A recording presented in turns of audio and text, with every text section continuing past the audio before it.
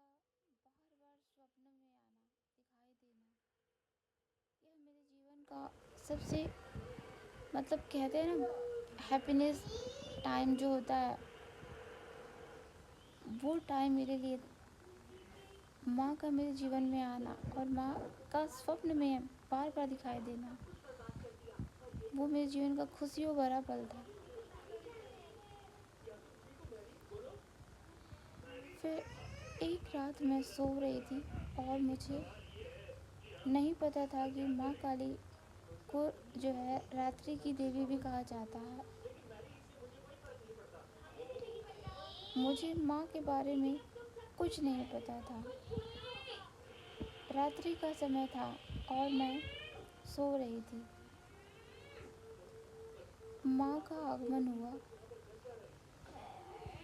Time हुआ 2:30 से 3 या 3:30 के आसपास का ही टाइम रहा होगा और मुझे माँ के पायलों की आवाज़ सुनाई दी और आवाज़ बहुत तेज़ थी। ऐसा लग रहा था मानो आप जैसे कि मेरे पास ही कोई पायल पहनकर चल रहा हो। इतनी तेज़ आवाज़ और एकदम मुझे बिल्कुल समझ नहीं आ रहा था उस टाइम पे।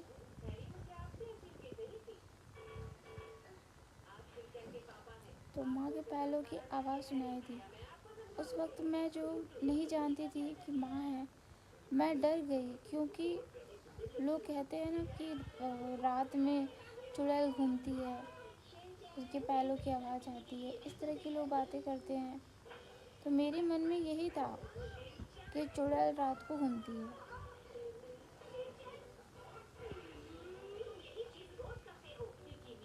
उस वक्त मैं माँ काली से बिल्कुल अनजान थी। मुझे कोई नॉलेज नहीं था माँ के बारे में। इस तरह का कोई अनुभव भी मैं नहीं की थी कि मुझे कुछ पता हो उनके बारे में। ऐसे ही कई रात बीत गया। जब डेली का हो गया था, मुझे पायलों की आवाज़ आती ही आती थी।